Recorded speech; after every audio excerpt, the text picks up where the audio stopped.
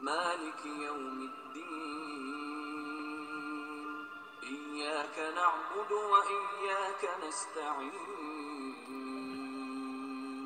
اهدنا الصراط المستقيم صراط الذين أنعمت عليهم غير المغضوب عليهم ولا الضالين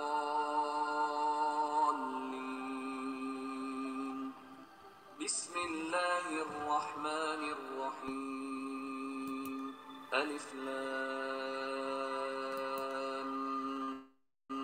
ميم ذلك الكتاب لا ريب فيه للمتقين يؤمنون بالغيب ويقيمون الصلاة ومما رزقناهم ينفقون والذين يؤمنون بما أنزل إليك وما أنزل من قبلك وبالآخرة هم يوقنون أولئك على هدى من ربهم وأولئك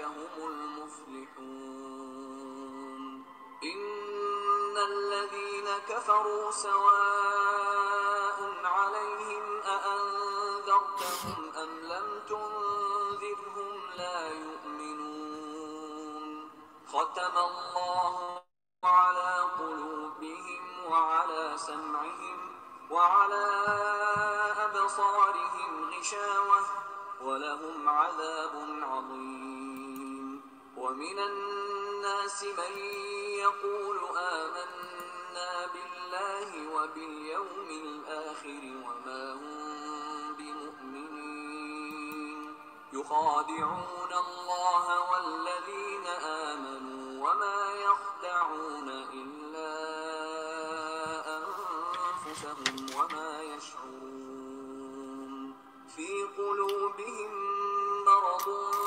فزادهم الله مرضا ولهم عذاب Намаз бұрын адам аздау болып тұр. Бірақ уағда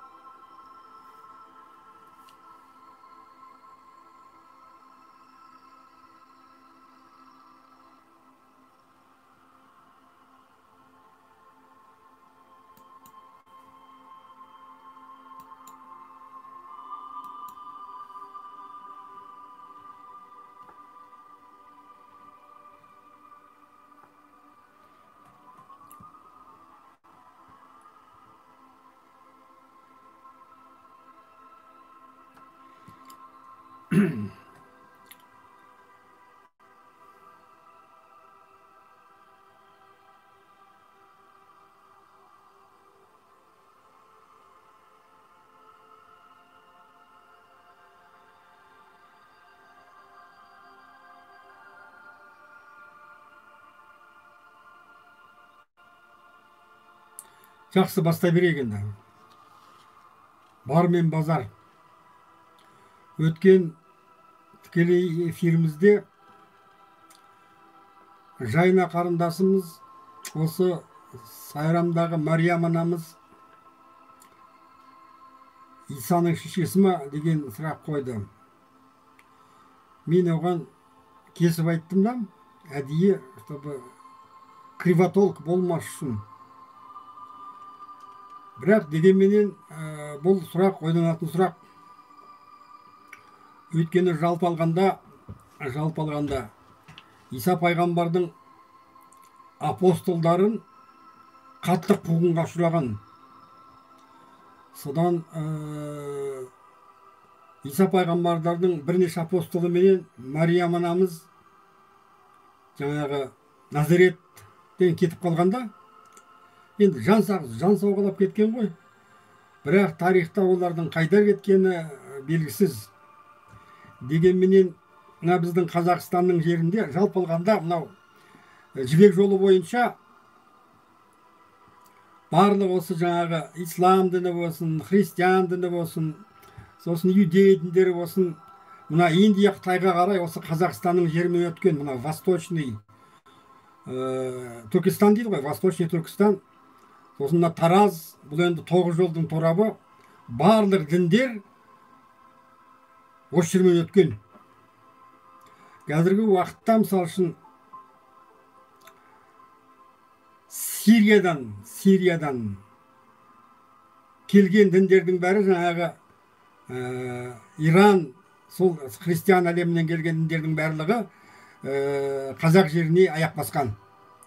Содан барып Қытайға, Индияға өтіп кеткенде, жалпы алғанда олардың қайсының қай жерде жұмыс істегені, олар жасырын жұмыс істеген, сондықтандағы тарихи деректер жоқ. Бірақ артефакттар бар да, артефакттар, мысалы үшін мына біздің Тараз бенен Сайрамның өзінде христиан храмдары сол ерте замандағы қазір табылып жатыр.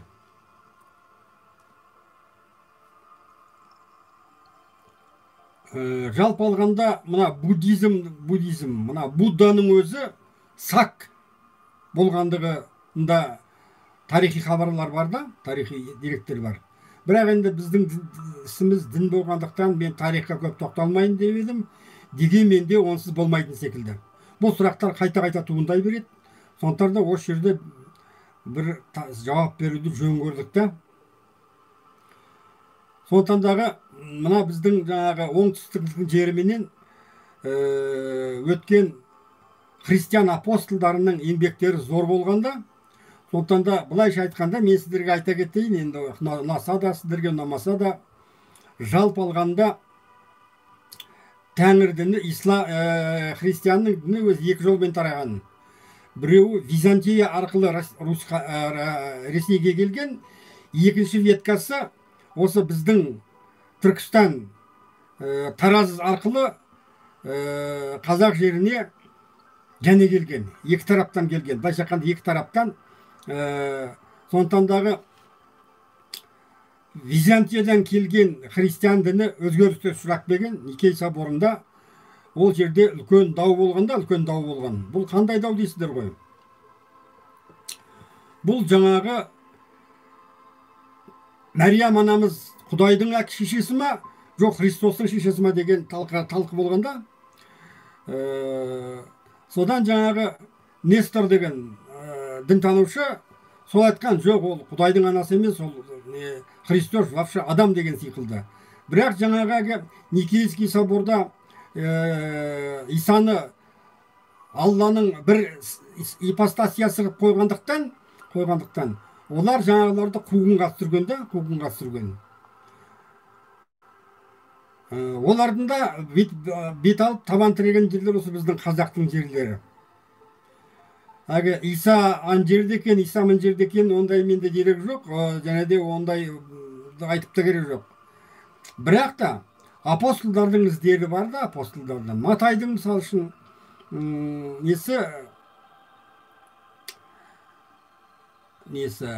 зираты осы біздің қазақ жерінде деген үлкен дәлелдер бар. Мысалы үшін мына Тараз, Мерке төңірінде, мысалы үшін мына Қырғызстанда Исықкүлдің маңайында монастыр болған. Сол жерге Матай жерленген да, мысалы үшін. Бұл 14-ші ғасыр примерно. Сол сиқылды жаңағы Мариям анамыздың бейті ма, жоқ басқа ма, ол туралы даудың керек жоқ. Жалпы алғанда сіздерге оның ешқандай да пайдасы жоқ, тек дау тудырғаннан басқа. Мына қазірдің өзінде мына Шымкенттің музейінде сондай бір статуэтка бар. Төрткөл төбе деген жерден табылған. Мысалы үшін христиандардың жаңағы айқышы менен көгершіннің бейнесінде, мысалы үшін. Тараздан да мысалы үшін Петр менен Гавриэлдердің жаңағы апостолдардың қолы қойылған оттисктер кружка табылған, мысалы енді толып жатқан дүние мұның барлығы. Жалпы алғанда бұл келешектің ісі, және археологтардың бұл жерде айтар сөзі көп болады. Жалпы бізге оның керек емес. Біз Исаға тарихи адасулар, тарихи қақтығыстар арқасында туындаған мәселенің барлығы ол артта қалатын дүние. Мен сіздерге мына айтам, Византия арқылы сол түркі өте дұрыстың таласын дінменен мына орыс халқындағы староверді дейді ғой. Христиан діні 10 ғасыр бұрын Ресейге келді. Екеуінде де Иуса енгізілді. Сондықтан жалпы алғанда мына ескі христиандық көзқарас мына Ресейдегі және біздің түркілік тәңір дінінің көзқарасы екеуі бірдей. Екеуінің негізі бір. Жалпы былай қараған кезде тәңірлік, біздің тәңірлік дін дегеніміз менен христианды қазіргі орыстардың, бұрынғы христиандардың діндерінің өте ұқсастық. Екеуі де, мысалы үшін, царство небесное дейді, орыстар айтады, дұрыс па? Бізде қазақта көктің тәңірі дейді. Қараңыздар сөздеріңіз. Орыстарда отче небесный дейді, отец деген айтпайды олар, бұрынғылар отче. Отче деген сөз біздің қыпшақтардың, түркілердің отшы. От ана, отан, үйдің иесісін отшы деген бұрынғыда. От иесі. Сондықтан мынау қыпшақ тіліменен Ресейдің тілдері өте қатты жақындасып қауышып кеткендіктен, мысалы үшін, отшы деген сөздің түп тамыры отшы деген болуы әбден мүмкін. Отец наш небесный десе, мысалы үшін, біздің жаңағы ол отец кісі туралы әке деген сөз емес, мысалы үшін, от иесі деген сөз болуы мүмкін. Ендігі жерде, мысалы үшін, біздің жалпы алғанда христиан несін әлемінің көзқарасы мен тәңірлік діннің екеуінің ұқсастығы ғажап.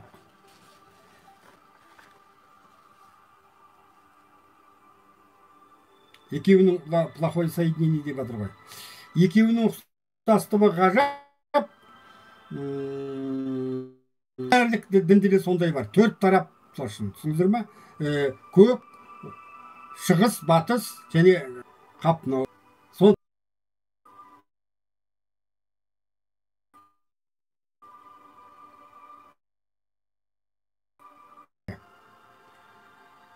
Менің әкелерім, мысалы үшін, 5 мезгіл намазды оқитынды, таңға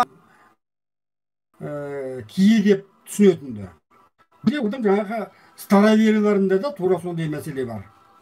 Сондықтан да, қалай десеңіз, ислам менен христиан дінін қосу деген сөз, ол христиан дінін емес, исламның ілімін қосу деген сөз, осы жаңағы қазіргі қазақтарда оларға айтамыз сіздерге мынаны.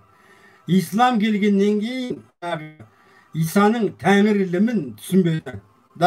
Оны ығыстыра бастады. Өйткені әруақ шірік, отқа шірік, су шірік, анау шірік, кие деген жоқ деген сиқылды.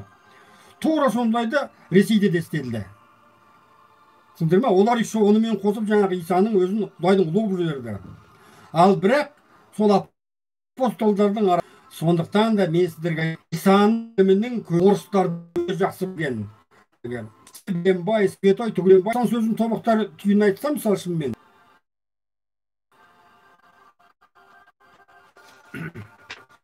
Басқа жаққа бұрып бөлшектеп жүрген жаңағы бүлікшіл уағызшылар.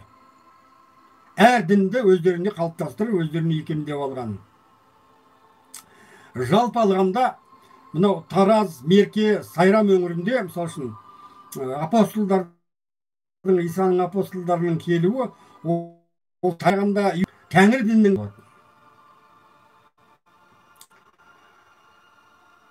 бірақ қайталап айтам, дау тудырып, қазір аналағы бірақ Шыңғыс ханның бейітін қазып атырмыз дейді. Анау Тоқбөрген жүр, ол Иса мына недегі Атырауда жерленген дейме, Құдай неше түр керек жоқ ондай әңгімелер. дінді тірілердің арасынан іздеңіз. Түсіндіңіздер ма?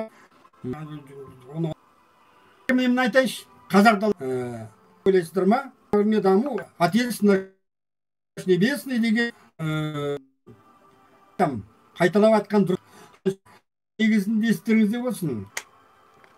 Екі христиан көзқарасында да, орыстардың көзқарасы мен мына біздің қазақтардың көзқарасында дағы көк ата баба әруағы мысалы үшін.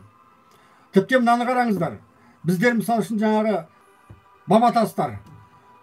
Оларда Ресейде тас жоқ. Олар оны ағаштан істеген. Кәдімгідей жаңағы сақалы мұртын келтіріп тұрып, ағаштан ойып олар жаңағындай баба тастар жасаған өздеріне. Біз әрине тастан жасадық. Қарап отырсаңыздар, барлығы де бірімен бірі ұштасатын дүние. Сондықтан екі діннің басын қосудан шошудың ешқандай да негізі жоқ. Тақырып неден шықты дейсіздер ғой? Кешегі Жайнаның айтқан сұрағынан шығып отыр да. Мен сіздерге айттым ғой. Өткен эфирдегі сұрақтардың кейбіреуін келесі эфирге жалғап отырамыз деп. Міне сондықтан да бұл айтылып жатқан дүние. Ибрахим ассалаумағалейкум иям.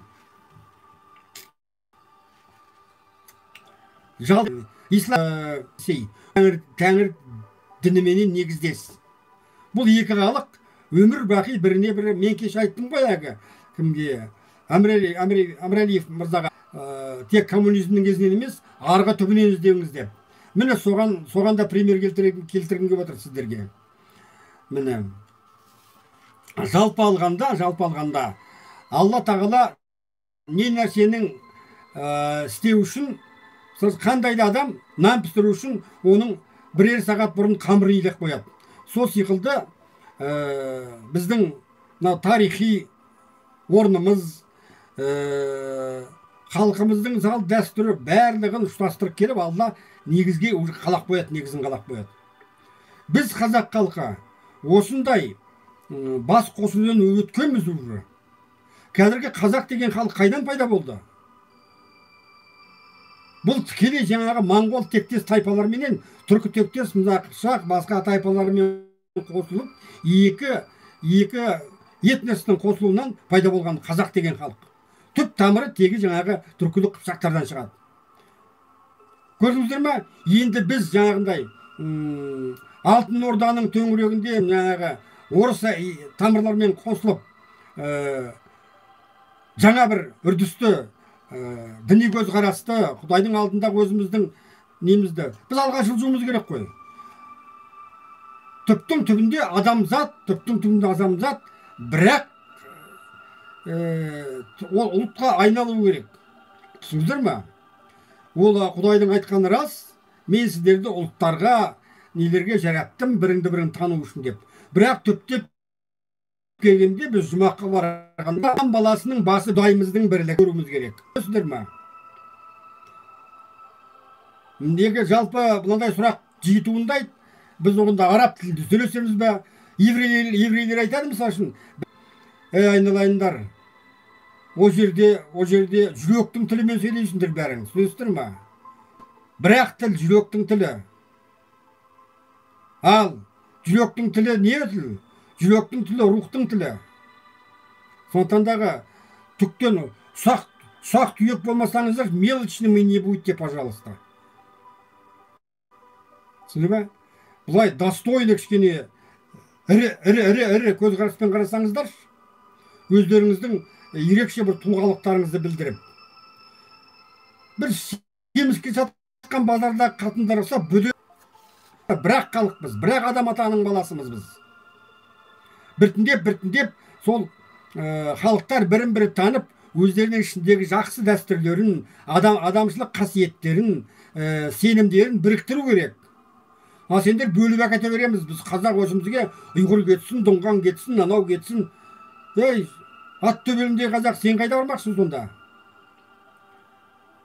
Мәселенің барлығы, мысалы үшін егер де сіздер басқа ұлттың алдында өздеріңіздің бастарыңызды көтергілеріңіз келсе, сіздердің адамгершіліктеріңіздің, дәстүріңіздің, пиғылдарыңыздың барлық елге жайлы екенін көрсетіңіздер. Сонда барлық ел, мына біз жаңағы қиқуласқан ұйғыр болғанша, төбелескен дуңған болған соң қазақ болғанымыз артық деп сіздерге қарай ғашық болу керек. түсініп тұр ма? Егер де ұлтыңды, қазақтығыңды жақсы сүйсең, онда сен адамгершілігіңменен өзіңнің жаңағындай соғыс кезінде қалай шешендер бәрі бізді мақтайды. Соғыс кезінде жаңағы қиындық кезінде рақыммен, қайырым, мейірімменен ол сонда мүмкін адамзаттың бәрі ертең қазақпыз деуге асығатын шығар. Мына түрлеріңменен сендерден бәрі жеркенеді. Түкке тұрғысыз болып қаласыңдар. Сондықтан дағы қазақ ел айналайындар. Сіздер ата-бабамыздың жинап кеткен сауаптарын, даналықтарын, олардың түгел көзқарастарын дұрыс меңгеріңіздер. Тағы да плохой соединение деп хабар алып жатыр. Жақсы естіліп отырса айтып отырыңыздаршы, мен жалғастыра берейін. Болмаса тоқтай тұрайын кішкене.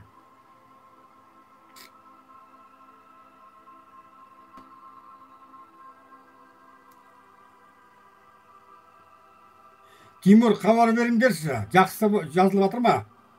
Түзелді ғой деймін, Жақсы достар. Әдеттегідей жарты сағат сабағымыз болды. Біз бұдан не түйдік?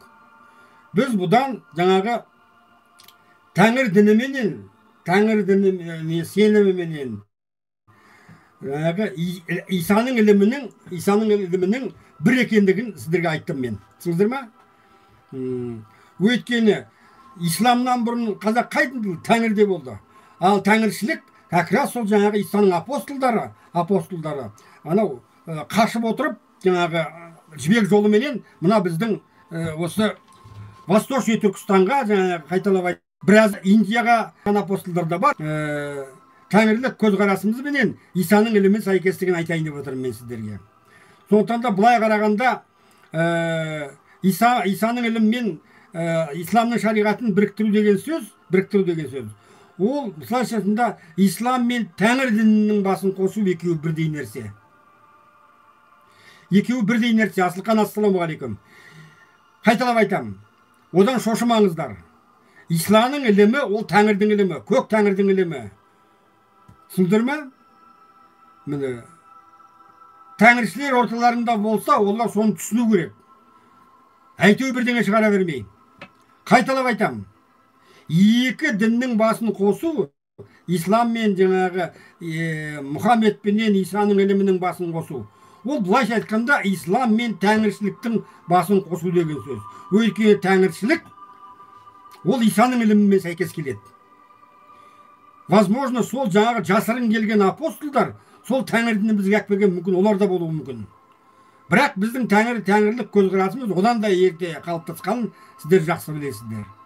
Бірақ сол тәңірлігінің сіздер қараңыздаршы, қайталап айтайын. Христианның келгеніне 1000 жыл болды. Біздің исламға қосылғанымызда 1000 жыл болды. Исаның іліміне келгеніне 2000 жыл болды. Сонда исламға шейін, осы официальный христианствоға шейін біздің осы Ресей халқы мен қазақ халықтары қайдінде болды? 1000 жыл бұрын, одан исламнан бұрын 1000 жыл. Біз айтамыз тәңіршілікте болдық дейміз. Ал енді Ресейге христиан діні күштеп крещение Руси болмай тұрғанда, олар да 1000 жыл қайда болды? Олар да Тәңір дінін ұстанды.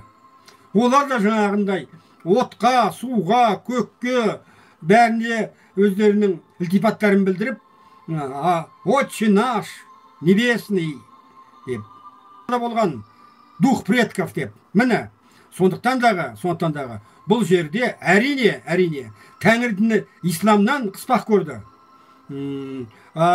Ресейдегі Тәңір діні ол жаңағы христиандардан қыспақ көрді. Өйткені Исаның ілімін таратушы апостолдар қуғынға түсіп, жасырын подпольный олар кетті. Сондықтан да бізде олар туралы дерек жоқ. Осында отырған хабаршыларым менің, сендер сондайға барар ма едіңдер? Дорбаларында аралап, Сібірге, анау неге қарай, осы екі діннің басын қосамыз деп таратуға. Мүмкін баратында шығарсыңдар, бірақ та оны әр нәрсені жемісінен көресің дейді. Түсіндіңдер ме? Міне сол кездегі апостолдардың қандай еңбек істегендері. Жақсы достар, ал енді сұраққа көшейік. Бұл жаңағы қапып етіңіздер, бұл жаңағы тәңіршілік пенен христиан дінінің негізінің бірлігін мен айтпай жүредім. Неге? Өйткені тағы да орталарыңа дүрбелең тудырмас үшін. Кеше анау Жайнаның сұрағынан кейін мен айтуды соны шештім, ойланып қалдым дағы. Сұрақ қойылса тегін қойылмайды, оны неге мен ашып оларға айтпадым деген өзім бір өкініш пайда болды, айтуым керек деп. Соның орнын бүгін толтырып отырмын. Официально сіздерге айтамын. Екі діннің басын қосудың түпкі негізінде жаңағы Ресейдегі христиан діні ол жаңағы Исаның ілімі біздің тәңіршіліктің ілімімен өте сәйкес келеді. Қазақ халқы айтып, қазақ халқы сіздерге айтамын, өзінің қанына сүйегіне біткен халықпыз. Бірақ оның бәрін ешкім түсініп жүрген жоқ. Құдаймыз деп маған келген кезде Африкадан ең бірінші болып жаңағы Ресейдегі православ дініндегі орыстар ілігеді. Сонда біз осы Ресей мен бұрынғы жаңағы Алтын Орда жерінде осы дінді құруымыз керек. Одан кейін бар басқа халықтар біртіндеп ғасырлардан өздеріне қарай алып жетектейді. Әлі талай ізбасарлар шығады біздің де соңымыздан. Достар, осыны мен сіздерге дұрыс айтқым келеді. Өйткені қанша айтқанмен мен адаммын, мүмкін 100 жасармын, мүмкін көп жасамаспын. Ал бірақ мына естіп отырған құлақтарың бар, көріп отырған көздерің бар. Осының барлығы менің айтқан әрбір сөзімді, менің жазып атқан видеоларымды, менің жазып атқан сообщенияларымды сақтаңыздар. Ертеңгі күні әсіресе жас жігіттер, сол өткен апорып, осы менің уақыт керек, туым керек. Лақыт Кізбен, Мартбек, Марат Әмірәлиев, жәрдемші. Сіз астық жасайсыз. Биенің өзін сауыммен сауылады. Бір сауғанда 1 литр, 2 литр шығады. Түсіндіңіздер ме? Соны сауып, кешке жақын таңертеңінде қанақымыз болады. Сол сиқылды асықпай, бір-бірден сондап теріп айтқан дұрыс болады. Өйткені адамзат дайын емес. Егер де адамзат дайын таза құты болса барлығы, 3 күн үстіне отырып мен бәрін елге жайып салар едім. Бірақ оған адамзат дайын емес. Адамзаттың ішінен жаңағындай сұрақ туындайды өзі, белгілі. Адамның деңгейінің өскендігі сұрағынан белгілі. Орынды қойған сұрақтан бар ақиқат туындайды. Мен сол дұрыс сұрақты ғана аңдып отырам. Дұрыс сұрақ қойылған кезде қуанам, және де соған жауап беруге тырысам. Сондықтан дағы достар, мына жерде сұрақ қойыңыздар. Эфирдің 40 минут өтті. Бірақ халық аз, 7 адам отыр қазір.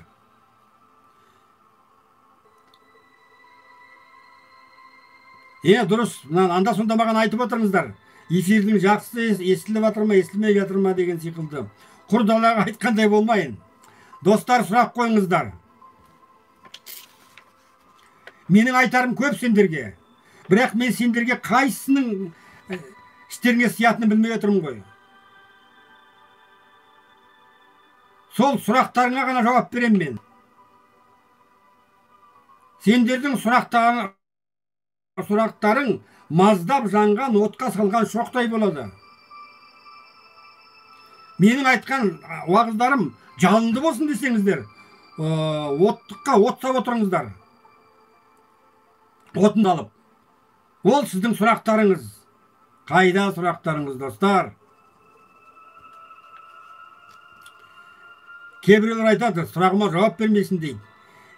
Қайдан жауап бересің, егерде сұрақтарың жоқ болса? Ұсақ-түйек сұрақтардың керегі жоқ. Бірақ жақсы ұялмаңыздар. Көңіліңізде жүрген сұрақтарды қоя беріңіздер.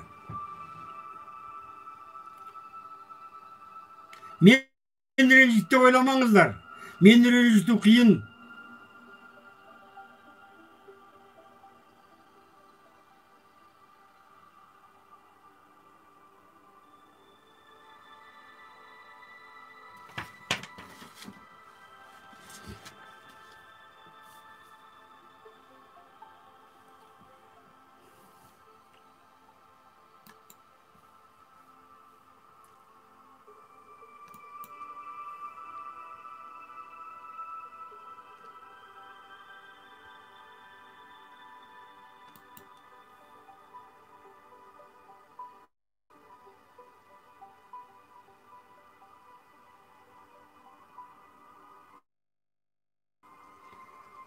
көзқарасы баста отыр. Ма? Тіптен анау Сібірде жүрген шамандардың өздерінің білімдері, ол да бір подготовительный класс секілді. Әртүрлі халықтарға Алла солай шашып берген. Сіздер ма? 1001 пайғамбар, 124 мың, кешіріңіздер, 124 мың пайғамбар жер бетіне келген. Барлық халықтарға келген. Сол үндіске де, негрге де, шүршітке де, якутке де, бәріне де Алланың елшілері барған. Бірақ солардың әрқайсысы өзінше сол жерден жекетін істеп алған. Кейбір жаңағы Алланың жіберген қызметшілерін өздеріне құдай қылып алған. Сондай қателіктер болған. Сондықтан дегенде солардың барлығының ақиқатын шығарған кезде ғана адамзат алдына барамыз.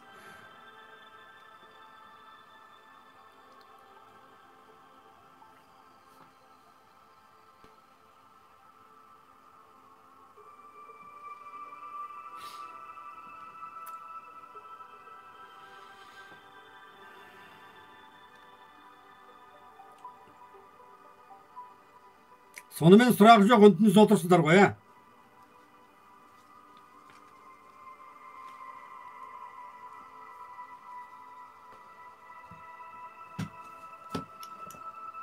Мені көбісі ойлайды. Бұл жаңағы Авраамдық діндерді ғана насихаттап отыр дегенсің. Мен жалпы адам баласынан келген ақиқатты өзіме басшылық қалам. Ешқандай діни көзқарасты қате деуге болмайды. Адасушылық бар. Бірақ нәрсе қате. Құдай жоқ деп қарсы шыққан сол ғана кәпірлік.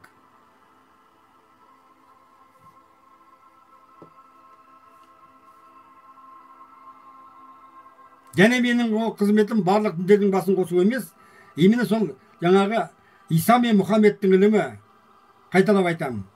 Христиандардың шариғаты менен жаңағы кешіріңіздер, мұсылмандардың шариғаты менен исламның тарихатының басын қосу.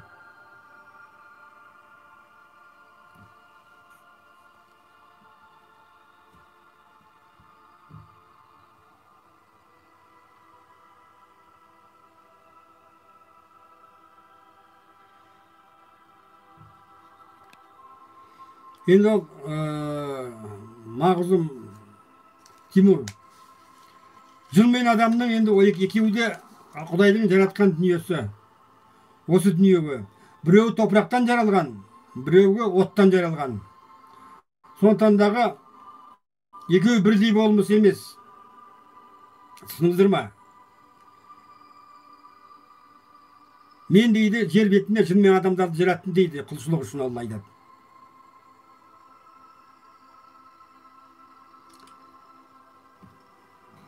Әмірелиев мырза, сіздің сұрағыңыз түсіп жатыр ғой, мен оқи алмай жатырмын. Ана Маркияның сұрағын беріңдерші маған.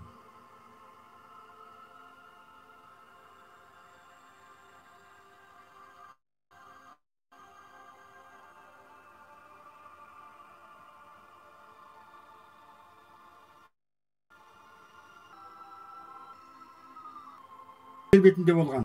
Періштелер ма?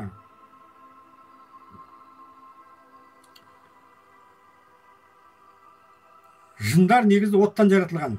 От пен рухтан. Адам баласы топырақ пен рухтан. Екеуінде де жан бар. Бірақ болмыстары әртүрлі. Жындардың ішінде мұсылман бар, кәпір жындар бар. Жалпы адам баласына қарағанда жындар әлемі қуатты қарулы келеді. Адам баласының қуатты күшті болулығы Алланың рухына жалған одан болады. Егер сіздер жынға жалғансаңыздар, ол жаңағы неше түрлі сондықтан болсын екеуі де дұрыс. Жын деген жалпы адам баласына сыртқы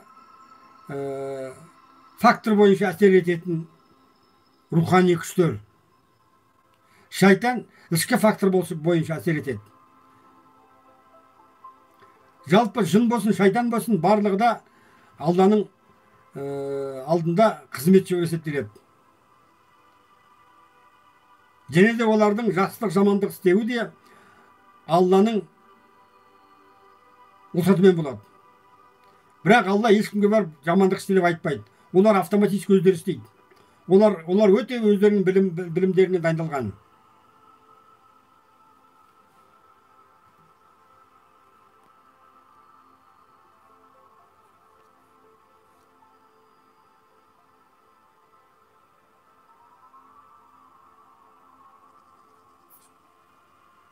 Ай Болат, ассалаумағалейкум. Адам баласы ашуланғанда неге жыныма тиме деп айтады дейді. Енді ол жынға жақындау болғасын жыныма тиме дейді. Алланың рухымен жүрген адамдар әруағымды қоздырма дейді. Ашуландырсаң олар айтады әруағымды қоздырма дейді. Ол жаңағы жүрегіндегі Алланың рухынан жалғанып тұрғанын көрсетеді. Ал кейбіреулер мысалы үшін Алланың рухына емес жынға жалғанып тұрады. Сосын олардың айтатын сол жыныма тимеші деп. Түсіндіңдер ме? Жалпы алғанда адам баласы Алладан бетер несетін дарды басқарады. Бұның барлығы ескі айтамыз ғой.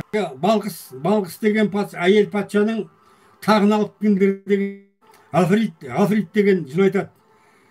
Сүлейменге әні Маркең дұрыс айтып отыр. Жынмен не бой. Міне Маркеңнің жауабын оқып отырған шығарсыздар. Ішкі болмысындағы индикаторларды олар жақсы біледі. Түсінесіздер, көрсеткіштерді. Сол арқылы олар жаңағында әсер етіп, мысалы үшін бір замыкание жасауға болады ғой, мысалы тоққада. Сол сиқылды бұл қуаттар ғой негізі. Жындар менен жаңағы шайтандар. Біреу оттың қуаты, біреу жаңағындай рухтың қуаты, энергоинформационный нелерді мысалы үшін. Бұлар адамның өзінде жүйесі сондай ғой мысалы үшін. Міне мысалы айтайық, адам баласы не жынға, не шайтанға, не рухқа жалғанбады. Құр жан болған кезде, қалай өмір сүреді деген кезде. Бұл физиканың заңдылығы бар. Электролиз воды дейді. Адамның жаны судан жаратылған дедік қой. Түсіндіңдер ме? Сол жаңағы химический реакцияның арқасында от неге тірі болады. Сіз күшейесіз, рухына жалғансаң, онда сіз амал болады. Bir бәрін сындырасыз, қопарасыз. Түсінесіздер ме? Шайтан адамның ойына, миына әсер етеді. Жын адамның бұлшықеттеріне әсер етеді. Мінезіне, мінез құлқына. Түсінесіздер? Шайтани адам сразу пиғыл өзгереді. Ниет өзгереді. Адам ой пиғылы жамандыққа өзгереді. Ал жынға әсер етсе, шайтан адамның ішінде болады, қанында болады. Жын адамның сыртынан бақылап тұрады. Егер де жын адамның ішіне кіріп кетсе, ол адам психически ауруға айналады. Оның бойындағы жынды шығармайынша, ол адам болмайды уже. Адамның психологиясын жын өте күшті. Жын шайтаннан күшті. Шайтан сайқал келеді. 100 түрлі айламен сізді алдап, сізді мақтап, ішіңізден өзіңіз бір ойлап тұрғандай боласыз. О, мен бұдан ойлап қойдым дейсің. Фактически ол сыбырлап тұр сізге жын. Ал шайтан жын сізді сразу әрекетке ауыстырады. Түсінесіздер ме? Осы жағын қатты білу керек. Жақсы жаманды айырудың да, жақсы жаманды істей жасаудың да барлығы де осындай жаңағы рухани күштердің әсерінен болады. Сондықтан дағы Алланың рухына жалғанып, Алла деп, ла илаха иллалла, Мұхаммед Расулалла, Иса әл-Мәсих рухаллах деп жүрген адамдар үнемі жақсылыққа бейім болады. Адам қалпында болады. Сонда оны істейтін бәрі адамдық болады. Ал жаңағындай жетім жүрген жандар, жаман рухтарға байланған жандар, олар жамандыққа, зұлымдыққа үйір болады.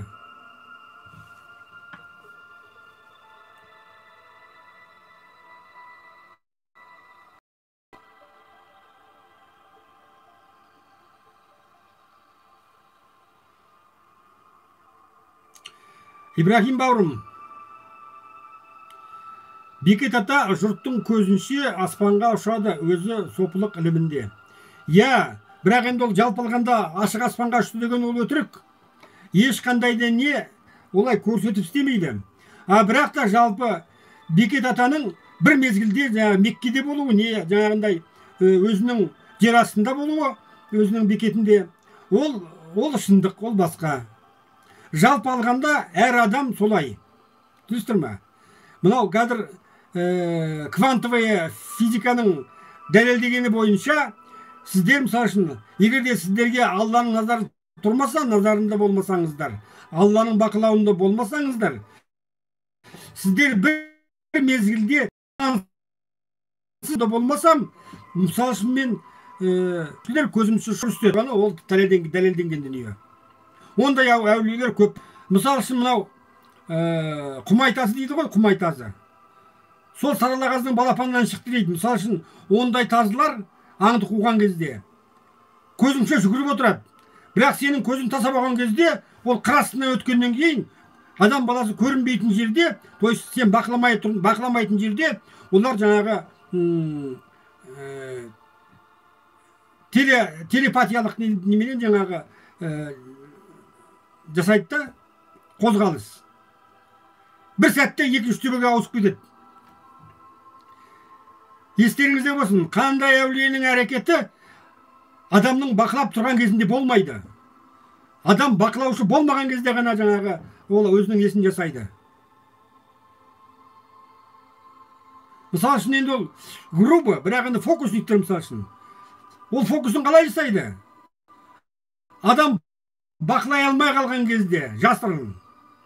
Сол секілді жаңағы мысалы үшін қасиетті жаңағы Бекет аталар сол жабылып, не перденің артынан жоқ заңдылығымен алғанда жаңағындай кереметтер жасайтыны ол рас. Бірақ адам оны өте әсерлеп жібереді. Біздің адам баласын негізі әсерлеп жіберуге мастер ғой. Бір боқтаса оңдырмай мақтайды. Бір боқтаса тоже оңдырмай боқтайды. Любой әулиені боқтап ит қылып жібереді. Не любой итті әулие қылып жібереді. Біз соншама сөз соқты сондай бір не адамдарымызда. Ал жалпы бірақ соған қарап, әулиенің әулиелігі басқада жай адамның жай несі ол өз орнында болады. Олай асыра сілтеушілігі болмайды. Нельзя мифизировать дейді. Мифологияға кіріп кетуге болмайды. Бәрі де физикалық заңдылыққа сүйенеді. Бірақ оның заңдылығын біз білмейміз әлі.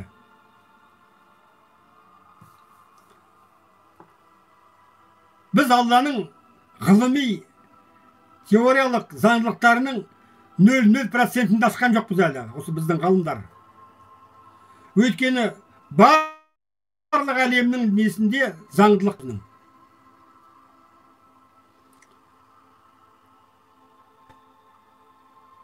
Жаңағы Иса пайғамбарында елдің көзінше қанатын кідетіп ұшып кетті деген болса өтірік.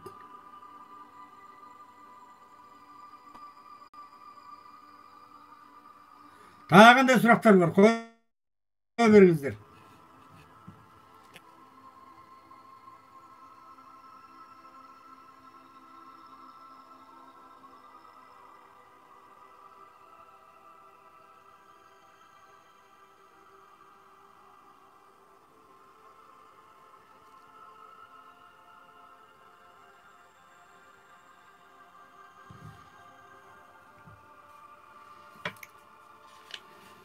Жаңағы тәңір дінімменен христиан ескі дұрыс христианның жолының бір екенін мен сіздерге айттым. Қазіргі христиан ол жаңағы Никейский собордан кейін өтірік құрастырылған жаңағы Алланың ұлығы жіберген. Біртіндеп мына исламда соған келе жатыр. Мұхаммед пайғамбарды Алланың нұры қылып жібереді. Енді осы бетте тұра берсе бірнеше ғасырдан кейін солай болуы мүмкін. Ла илаха иллалла Мұхаммед нұралла деп шығуы да мүмкін. Соған бара жатыр уже. Діндер адасарда сөйтіп көз алдындағы пайғамбарды Алланың бір сипатын беріп жібереді ұялмастан.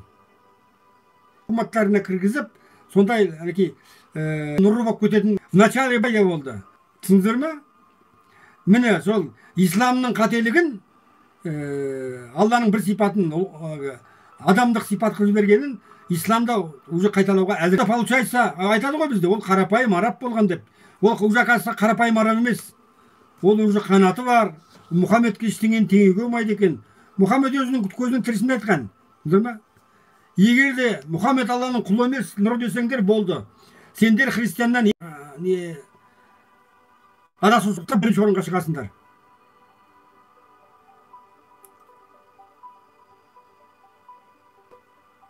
Заман ақыр болар кезде өзі солай болады. Мына жаңағы біздің келіп атқанымыз да, мына діндегі өзгерістер де, жалпы жаңағындай планетарлық жүйенің несіндегі жаңағы өзгерістердің барлығы уақыты таяп қалды. Былайша айтқанда бұл қияметтің алды деуге болады да. Өйткені адам баласы 5 күндік жалған дүниеден өтіп, қазір біз 6-шы измерениеде отырмыз. 6-шы измерение, то есть біз жаңағы адамдық сипат алуымыз керек. Жаңағы рухтан тіріліп, көкпенен жердің бірігетін уақытта. Анау ата жолында былай айтады ғой, сен әруақсың, мен перде, мен пенде. Алдағы ғасырларда рухани әлемменен мына дүние қосылады, бірігіп кетеді.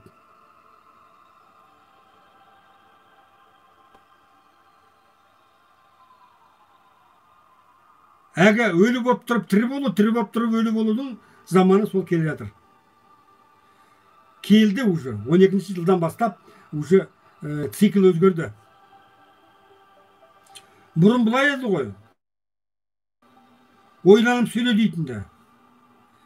Қазір бұлай айту керек. Ойланбай тұрып ойланып сөйле. Өйткені қазір адамның ойы жұмыс істейді. Бұрын адамның ойы жұмыс істемейтін. Құр сөзді ғана сақтанатынбыз біз. Қазір біртіндеп адамның ойын да сақтау керек. Өйткені сіздің ойлаған нәрсеңіздің өзі қазір жұмыс істеп қою мүмкін. Біз сол изменение параметрге өтіп кеттік қазір.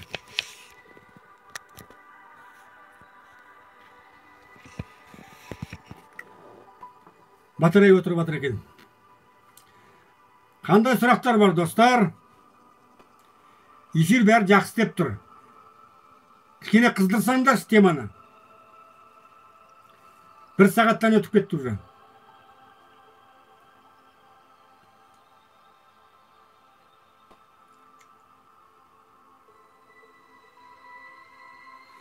Біз адамбыз ғой.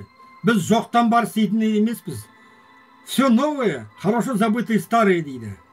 Жаңағы мысал үшін екі діннің қосылуының өзі, мысал үшін да, қосылуының өзі. Ол жаңағы дүниедегі бар нәрсе. Тек адам баласы адасып, соның бәрін жоғалтып алған. Түсіндір ме? Әркімнің қолында. Соның барлығын жинақтап, нетсе, жаңағы 12 мүшені түгел жинайтын болса, сонда кереметтің әкесі болады.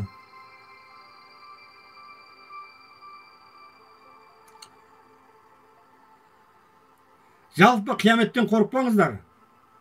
Егер де жаңағының Алланың рухында болсаңыздар.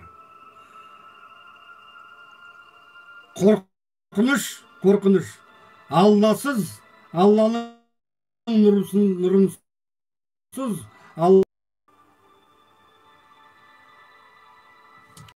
Ибрахим, Тоқберген, Құрбанәлі мен Шама келсе дебатқа шығу керек. Жоқ, олар не стоит? Саш Тоқбергендер вообще сөз соқты. Надан, ақымақ адамдарменен дебатқа шығу боласың. Оның өзінде ол кісіні ойлайтынды, ғалым үлкен адам екен деп. Ну, оказывается, ол кісі кішкене шарлатан, надандығы басым екен. Оны Құрбанәлі менен сұрақ дебатқа шыққан мен, соның видеосын Ибрахим көруіңе болады. Ондай адамдармен дебатқа шығуға болмайды. Өйткені ол, қалай саған айтсам, Ну не стоит этого, түсіндірдің ма? Онымен бір сөзіңді шығын қылып дебатқа шығу үшін сондай ұқсас, бірақ енді ол да бір шынайылық бар да. Сосын мынау сопылардың ішінде кіммен шығуға болады? Исматулла менен, возможно, өйткені сол адам негізі былай шынайылау сопы секілді. Құрбаналыда менің көңілім жаман қалды. Түсіндір ме? Мир иллюзия деп жүрген адамдардан не сұрайсың?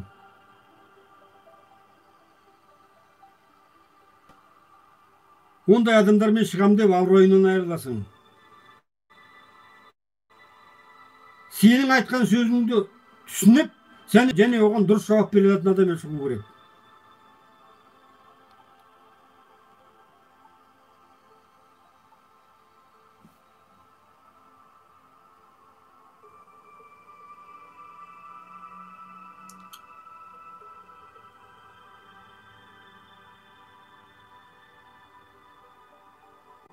Егер етуге болады, бірақ оларға біраз сабақ беру керек.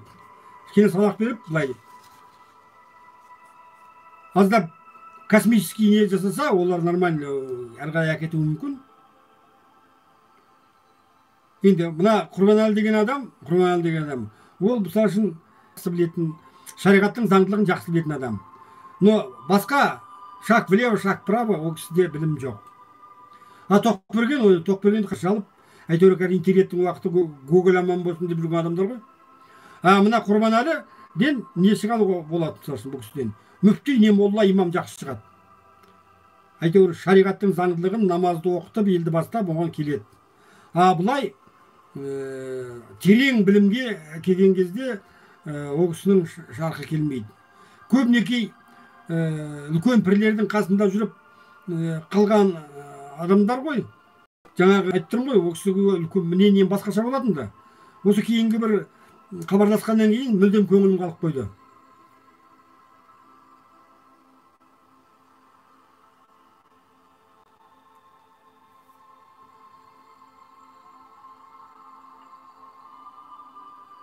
Солай Ибрахим бауырым.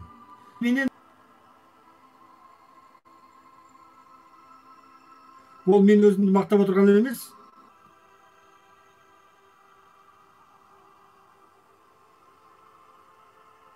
Мынау ата жолында мықты жетекшілер бар. Мына деген Тоқберген ол самозванец. Әйтеуір бір жерден шықсам деп жүрген. Мысалы үшін Алматыда Асқар деген бар. Жаңағы әруақтардың жұмысын, қызметін ойына.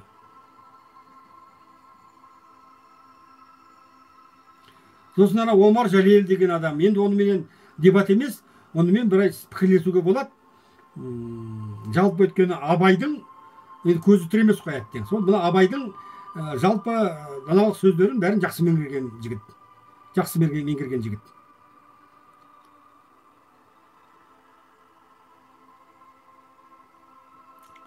Жақсы, темадан ауытқып кеттік. Басқа қандай сұрақтарым бар, айта беріңіздер.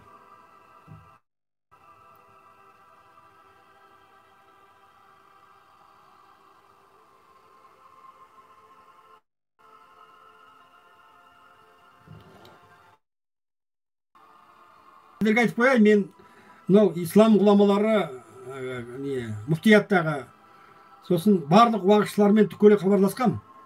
Бірақ бәрі қашатта. Жаңағы Бекболат ол әрине енді дінде хабар несі жоқ бұлай. Грамотасы жоқ адам. Ал Тазабековпен мысалы хабарласқам. Енді ол азардай безеріп қашады.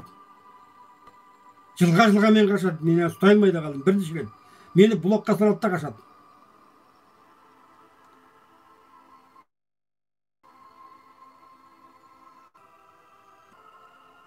Солай, басы қос мәселесі дұрыс шешілмейді. Бұлар жаңағындай бөліп алда билей бердің кісілері болып отыр, барлығы де. Біріне бірі бағынбайды, бірін місе тұтпайды, сол секілді нәрседе. Айтуы мүмкін ғой, сізде місе тұтпай отырсыз ғой деп. Енді мен өткені бұлардың бәрін басын қоссам, арман ол не? Өткені мен Алланың тікелей несін алғаннан кейін мәселе мандатта ғой. Мысалы үшін Құрбанәлілерді жаңағы тіпірлікке кім сайлап кеткен? Ибраһимжан сайлап кеткен мысалы үшін. Енді Тоқбергенді ешкім сайлаған жоқ, ол өзінен өзі шығып жүрген адам. Ана қаңғып қалған жетекшілері болмай қалған ақыл сұңқарларға сол малтасын езіп, солардың ішіне әйтеуір бір құрап алды бірдеңені. Жалпы алғанда әрбір ақмақтың, әрбір наданның өзінің аудиториясы болады. Өйткені соларға еретін ақмақтар болады, соларға еретін адамдар болады. Неге? Дүние солай, адам жаратылыс. Бұл дүниеде бәрі бар. Жақсы бар, жаман бар. Жақсының соңынан жақсы ереді, жаманның соңынан жаман ереді. Ақтың соңынан ақ ереді, қараның соңынан қара ереді деген секілді. Сондықтан енді ол өз надан болса адамдар, мысалы, надан адамдар кім келу керек? Олар міндетті түрде тура өздерін бастайтын, өздерінің пікірлеріне келісетін надан ұстаздығы болады. Мәселенің бәрі сонда. Егер де мысалы үшін неше жылдан бері менімен хабарласпай жүрсе, значит адам баласы адасып кеткендігі. Соншама адасып кеткендігі жаңағы ақиқатты ұмытып қалған екен. Ал ақиқатты бір көргеннен танып келіп жатқан жігіттер бар, мысалы үшін жаңағы менде мынау Айбек, Асылхан, Тимур деген секілді мысалы үшін. Енді бұлар жаңағы тағы көптеген адамдар бар, 30 шақты кісі. Бұлардың барлығы ешқандай ғалым емес, бірақ жүректерінде иман бар да. Алланың бір ерекше құлдары.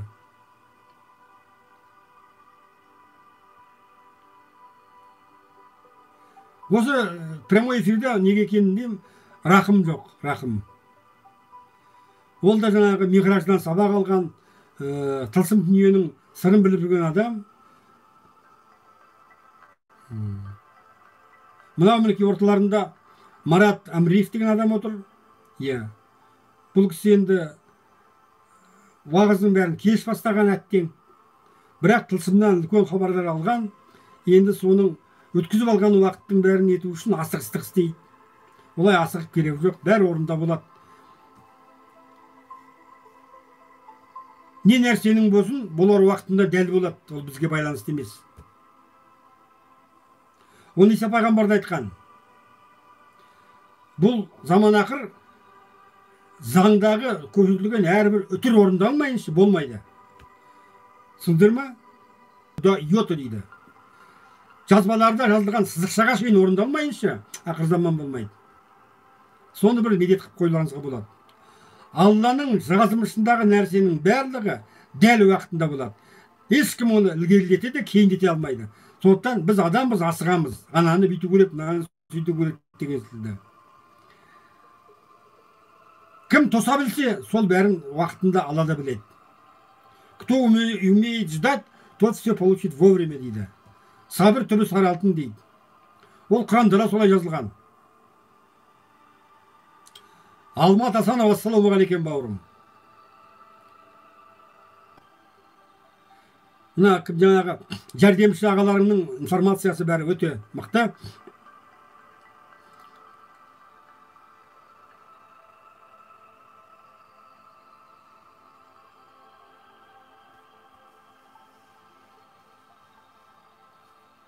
Енді мұндайда араларыңызда шарлатандар да болады.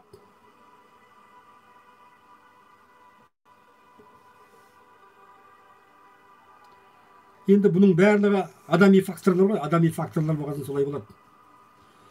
Бір-бірімізге ренжімей, нетпей, осылай ақылдасып істелген дұрыс. Келісіп, пішкен тон келте болмайды дейді.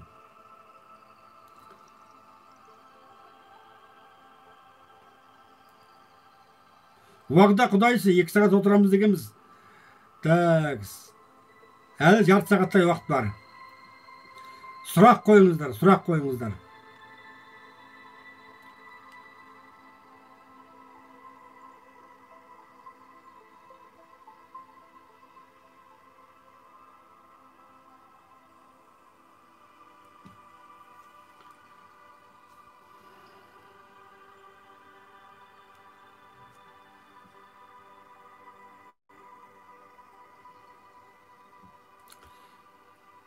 Алмат бауырым, тақырып өзіңнен. Сені тосып отырмыз.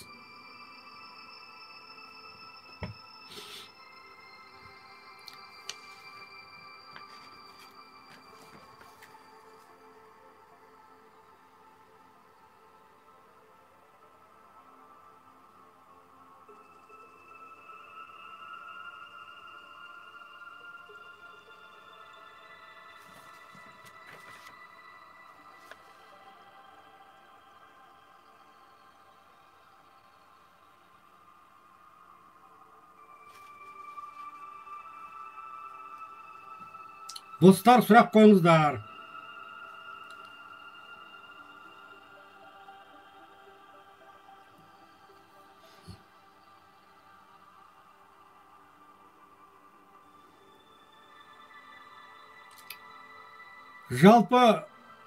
Жалпы орыс деп айтып бөлуге болмайды, христиан деңіз. Орыс моллалар не деп жатыр екен деген секілді айтып жатыр ғой кім. Бұл былайда негізі Құранда жазылған ғой. Сендерді ең жақсы көретіндер олар христиандар. Өйткені олардың арасында не дейді? Жаңағы жақсы дінтанушылары бар, және монахтар, сопылары бар дейді. Христиан деген халық өте мықты халық. Мейірім шапағаты, жаңағындай рахматы мол халық. Жалпы қиын әлем, бұл екі діннің басын қосуда қиын жол, барлығы исламнан келеді. Христиан әлемі әрдайым дайын.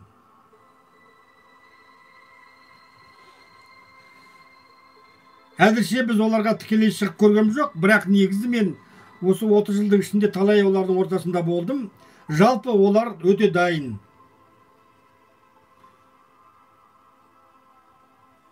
Мына христиан әлеміндегі ғұламаларда надандық жоқ. Надандық аз да, надандық аз. Сосын жаңағындай кеуде жоқ. Жұмсақ, махаббатшыл халық болады. Бұлар ақиқатқа таяу. Ең жақсы мұсылман ол христиан.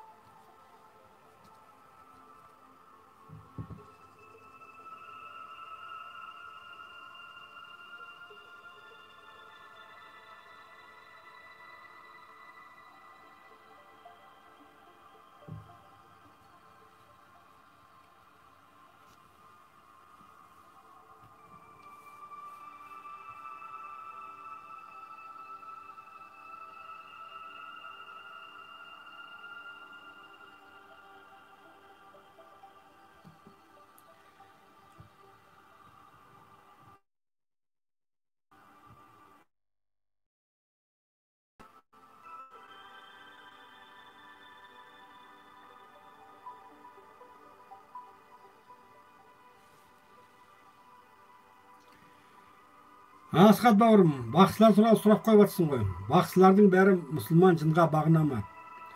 Жоқ, бақсылардың бәрі мұсылман жын, керісінше мұсылман жынды бағындырады өздеріне.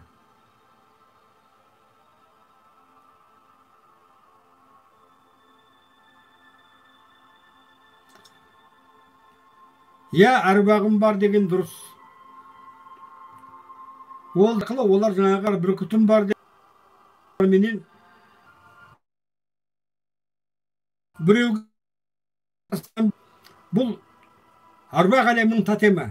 Бұл ешқандай да не емес, оны қорықпау керек. Ол жаңағы әруақтың символы. Бақсымын дегеннің бәрі, оның барлығын оп-оңай.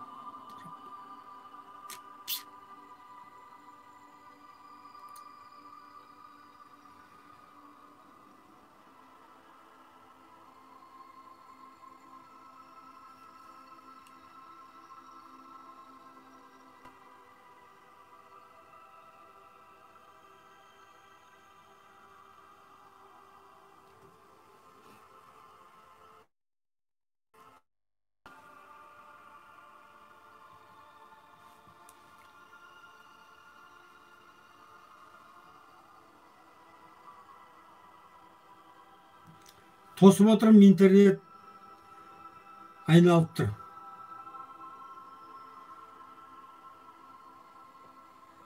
Білмеймін енді, естіліп тұр ма, сендерге естілмей тұр ма? Менде загрузка болып тұр айналып. Ерінбей бір белгі беріп отырсаңдаршы, да, нет деп.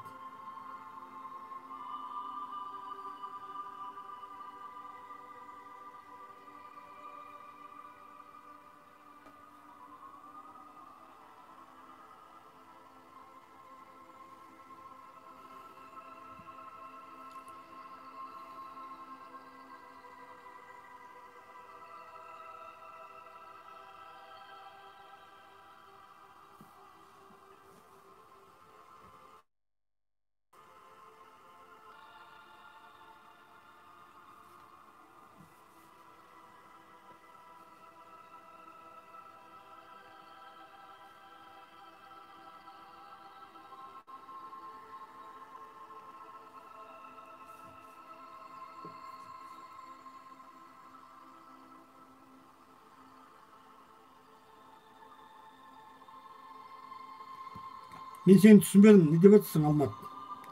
Жыннан хайып көтергенше, өзіміздің Аллаға деген хайып жинасақ деймін да.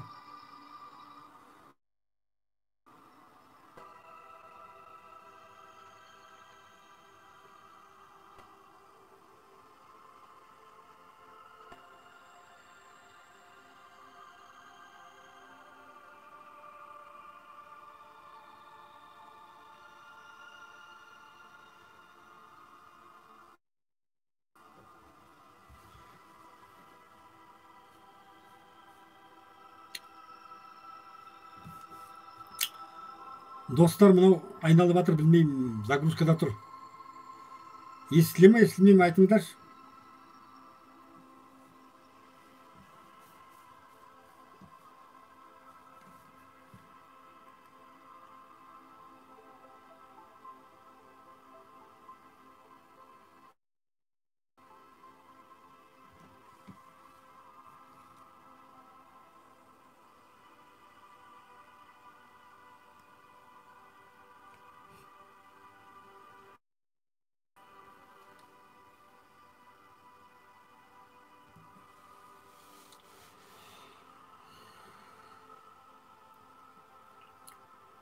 Сұрақ қойыңыздар.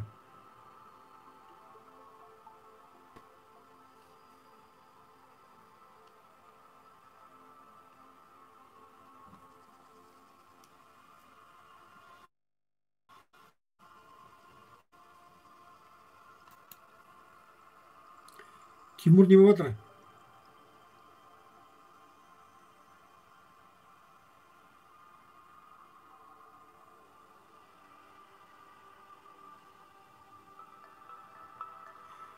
Тимур,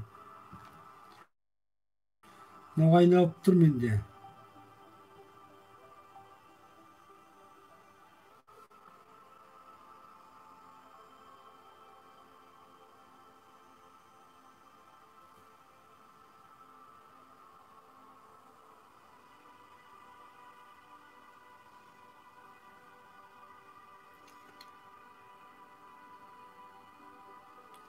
Алмат, адын жанатын Фердауыс, басқа жанат білесіз ба? Соңғыны ғана біледі екен. Сол білгеніңе жетіп алсаң да жақсы ғой, Алмат. Біз сол ғадын жамағатының адамдарымыз. Елшілікке дайындығыңыз қалай, ақсақал? Елшілікке дайындығыңыз қалай дейсің ба? Ол маған байланысты емес, бауырым. Алла өзі біледі бәрін. Біз әрқашан да дайынбыз.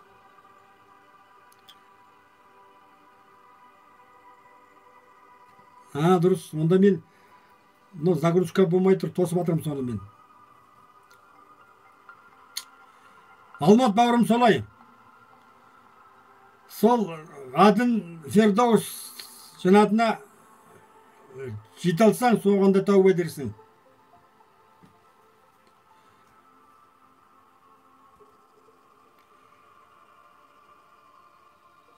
Хайп жинайым деп жүріп, хайуан болып кетуіміз сақтану керек.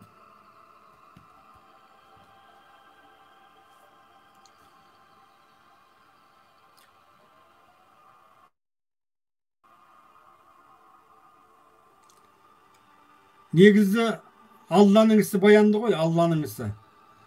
Оған күмәндарыңыз болмасын.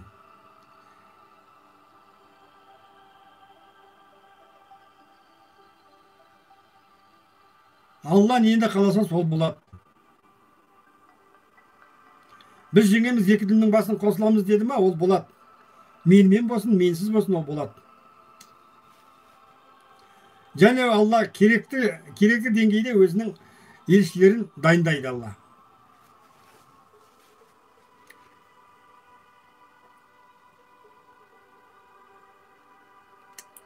Так, уақытымыз 94 минут болды. Бүгін аса қызу сұрақтарыңыз жоқ қой.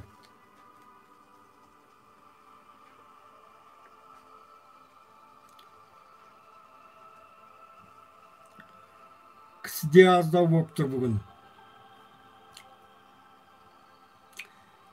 Дегенмен 2 сағат дедік, соны күтейік. Мүмкін біреулер келіп те қалар.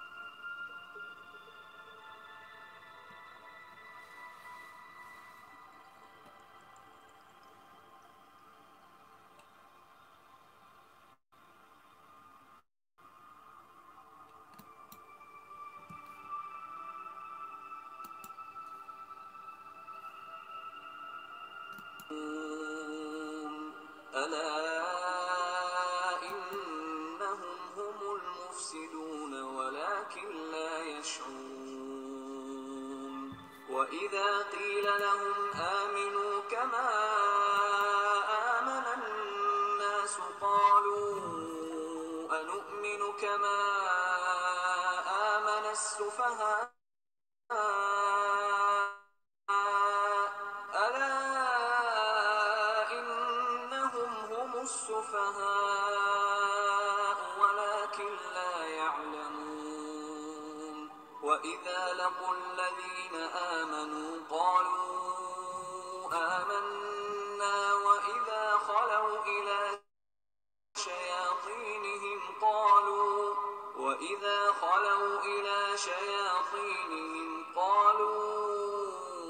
إنا معكم إنما نحن مستهزئون الله يستهزئ بهم ويمدهم في طغيانهم يعمهون أولئك الذين اشتروا الضلالة بالهدى فما ربحت تجارتهم وما كانوا مهتدين لما أضاءت ما حوله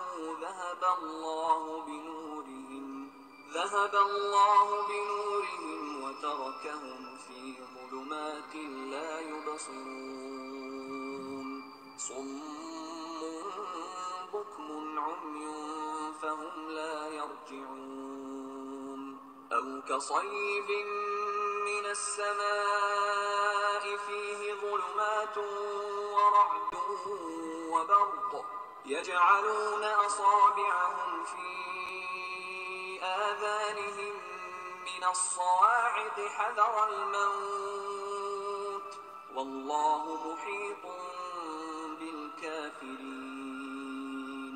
يكاد البرق يخطف أبصارهم كلما أضاء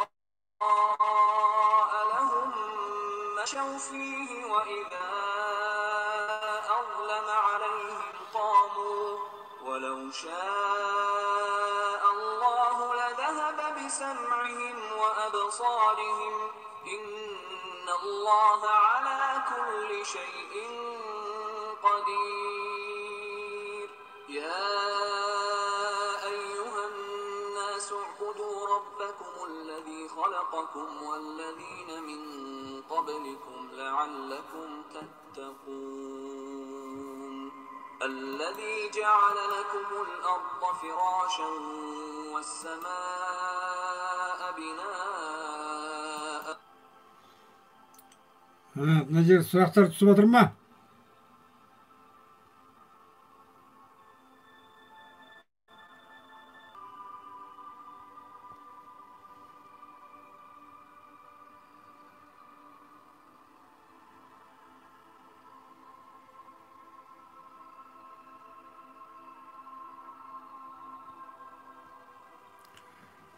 Буддист, особенно вайшнавы, білмейді екен мен ондайларды. Они верят в единого Бога.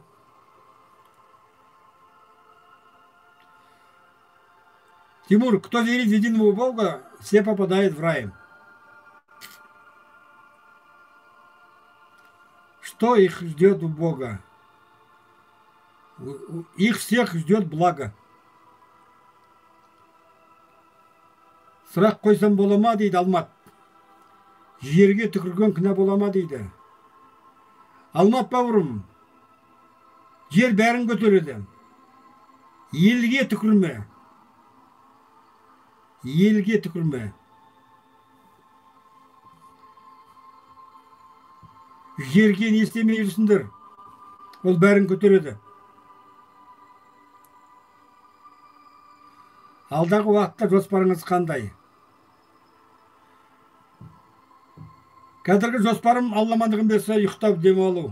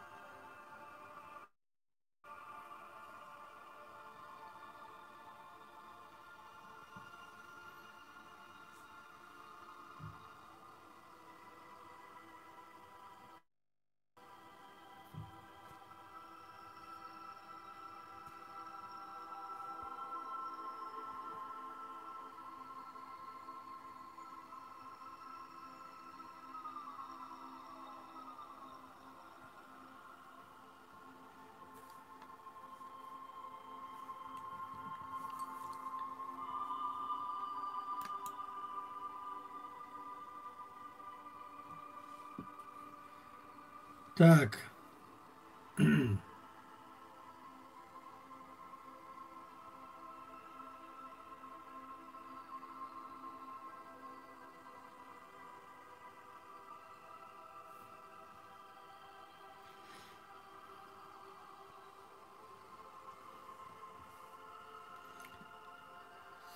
Сұрақтарыңыз бар ма? Сұрақ қойыңыздар. Уақыт өтіп барады достар. 20 минуттай уақыттарыңыз қалды.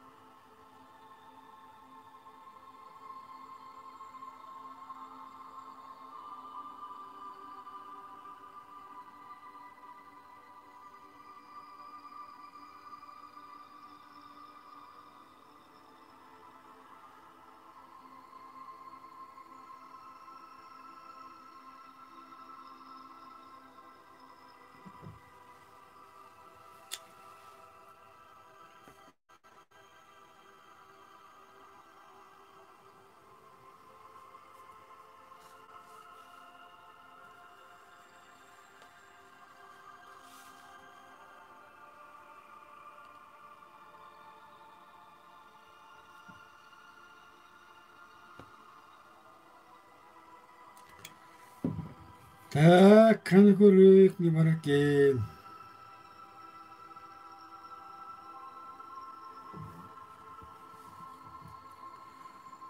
Жөнді сұрақтарың сақталып кетті ғой. Иә, жыл 12 ай ұйықтап жата бересіз бе? Жата береміз.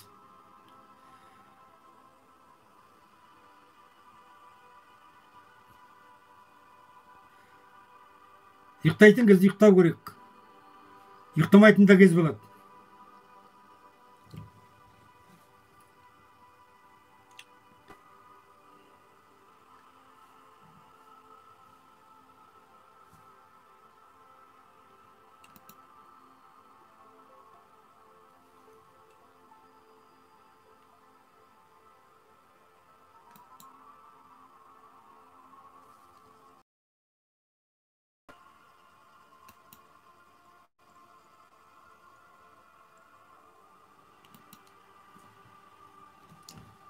Сұрақтарыңыз қандай?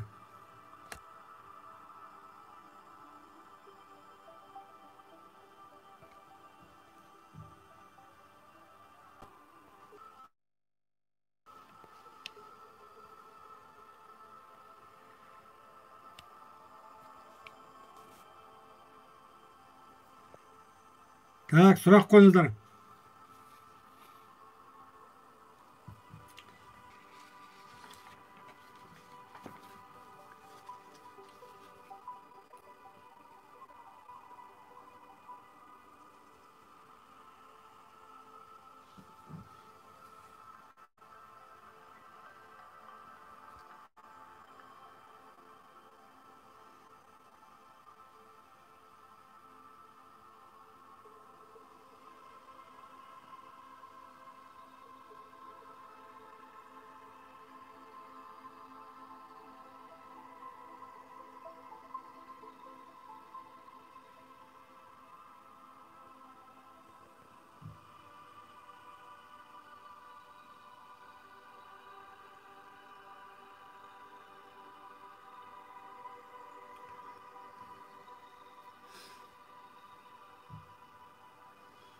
Алмат бауырым, ең күшті пайғамбарлардың өмір баянын айтып беріңізші дейді.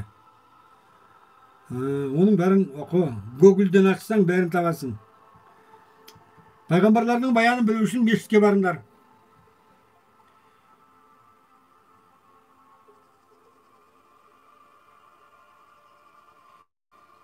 Мен пайғамбарлардың өмір баянын баяндау үшін келіп отырғам жоқ. Мен олардың ілімдерін, оның ішінде даналықтарын сіздерге жеткізу үшін, сұрақтарыңызға жауап беру үшін отырмын.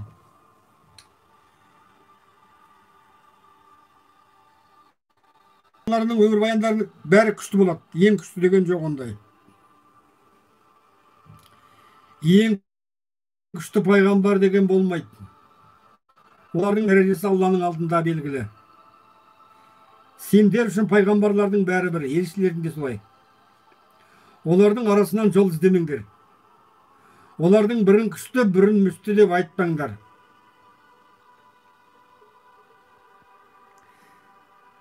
Сендер үшін олардың бәрі үлгі.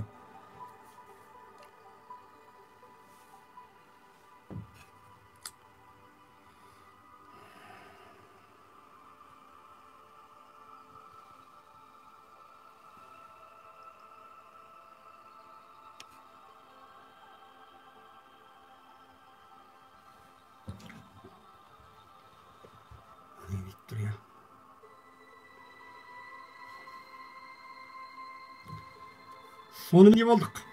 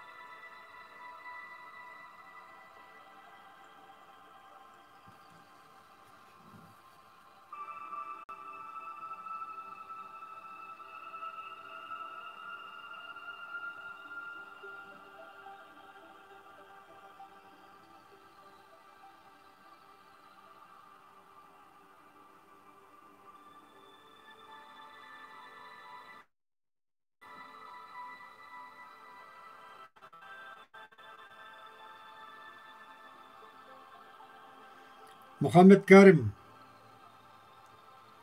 дін мен тарихтың мұрагері қай ұлт? Әр діннің, әр ұлттың өз тарихы бар. Оның мұрагерлері сол діні менен тарихын ұстанғандар.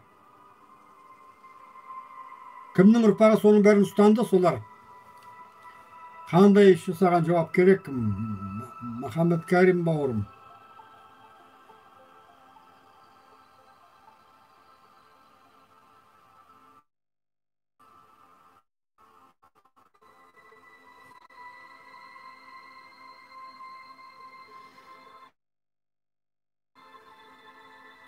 Бұндай сауалдар иелеріне ғана тән. Иә,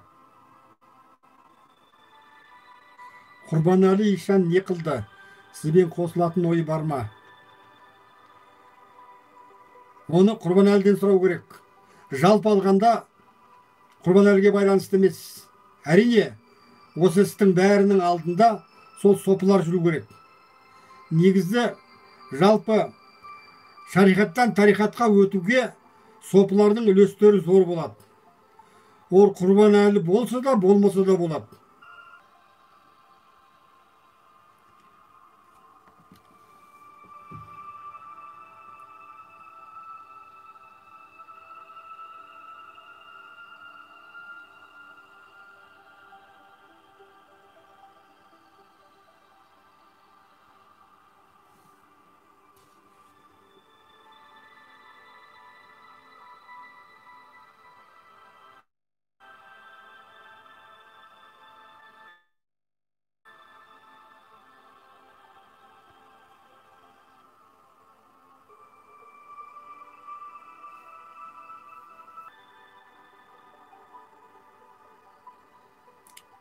Ешқандай да жолдың қиындығы болмайды.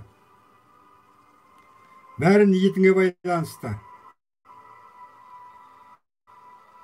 Қиын бұралаң жолды өздерің тауып аласыңдар. Алла және оның елшілері тек тіке жолға бастайды. Алланың жіберген елшілеріне, пайғамбарларына ілессеңдер, еш жолдың қиындығы жоқ. Және оның бәрі түтір жол. Қиын жол, бұралаң жол, оның бәрі өздеріңнің тапқан жолдарың. Дінде зорлық жоқ, қандай жолмен жүрем десіңдер де өз еріктерің. Соған қарсы үлесінде аласыңдар.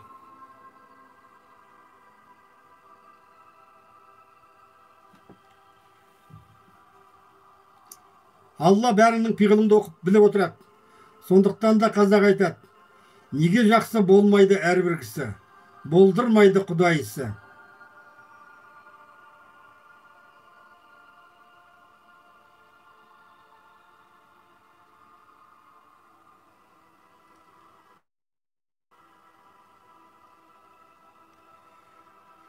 Кішкене эфирде шаршап қалды-ау деймін. Кісі көбейіп келеді, сұрақтарың сұйылып барады. Бір тұшымды сұрақ қоя алмай отырсыңдар.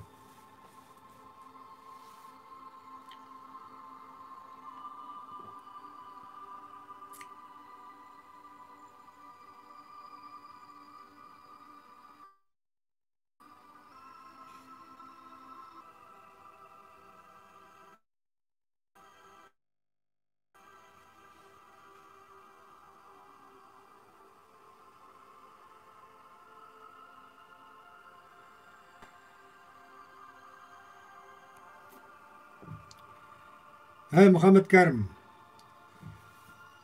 дұрыс сөйлеу керек.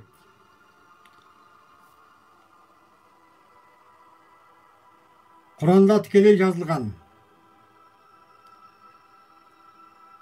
Діннің басы юдейлерде. Таңдаулы халық.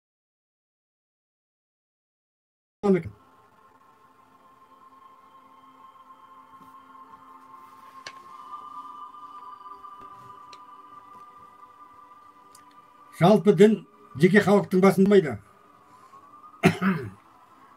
Құдайға сенушілер де болады.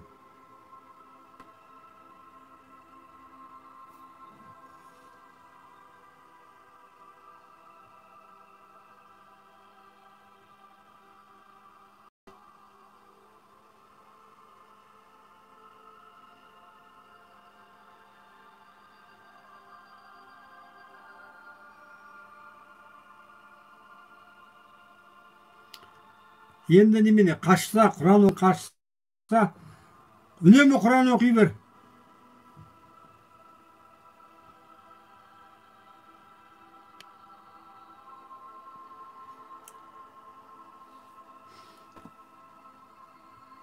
Сен Құран оқудан қажымасаң, ол саған қарап отырудан қажымайды. Ауызу билляхи шайтан режим деп оның бәрі исламда айтылған мәселелер. Исламның шариғатының бірінші қағидасы сол. Я Құран оқуың керек, дұрыс, жақсы амал істеуің керек. Ол отыра берсін сені аңдып, қайтесің оны? Оған неге басында ортасың?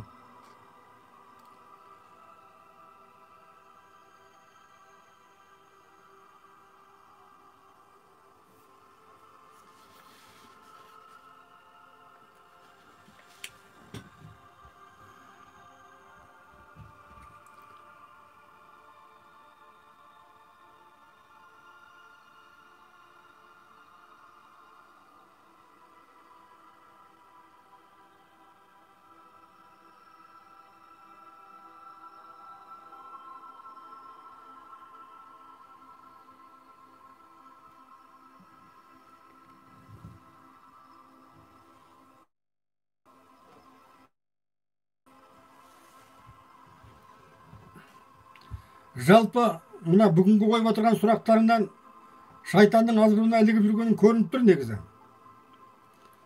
Айттым ғой, одан құтылудың бір-ақ жолы бар. Ла илаха иллаллах Мұхаммед Расулаллах. Аузу биллахи минаш шайтанир режим деп.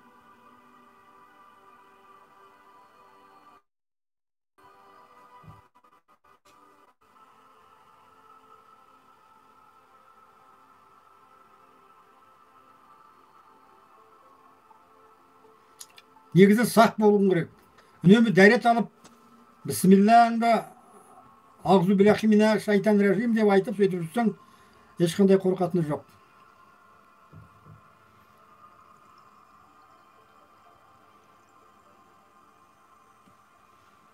Жаңа Құран оқудан жарыс ұйымдастырайық дегені сол екен. Шайтанның алдында оқи берсеңші Құранды.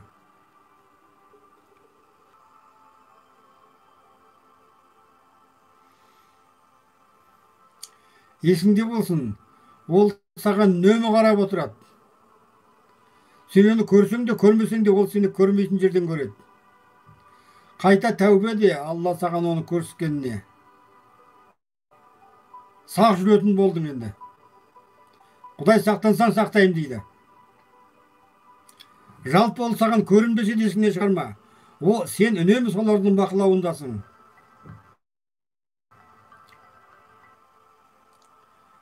Так, достар, 2 минут уақыт қалды.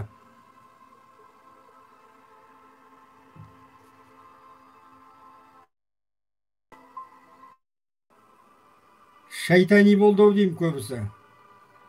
Марке, өткендегідей емес, бүгінгі сұрақтардың бәрі сол шайтани болғанға ұқсайды. Енді бұл да болса бізге сынақ. Жақсы достар, әдеттегі үрдіс бойынша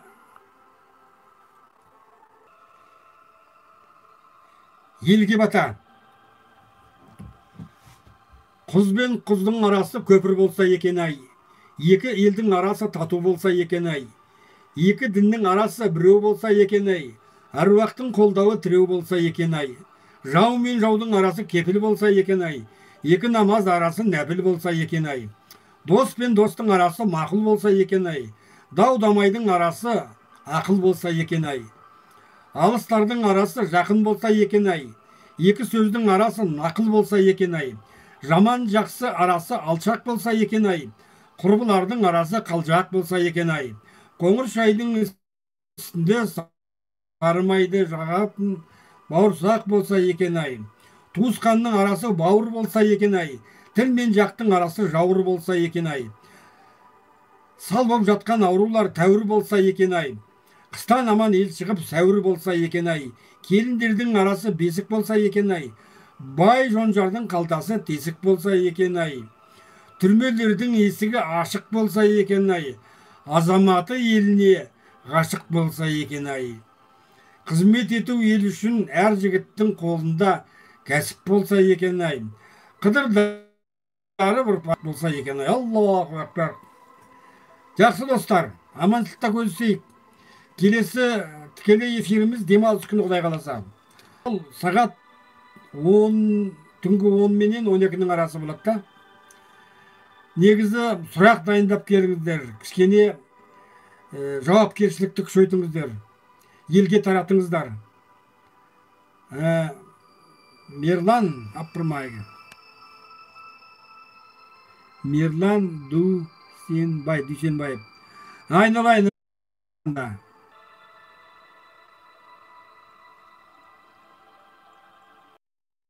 Жақсы достым.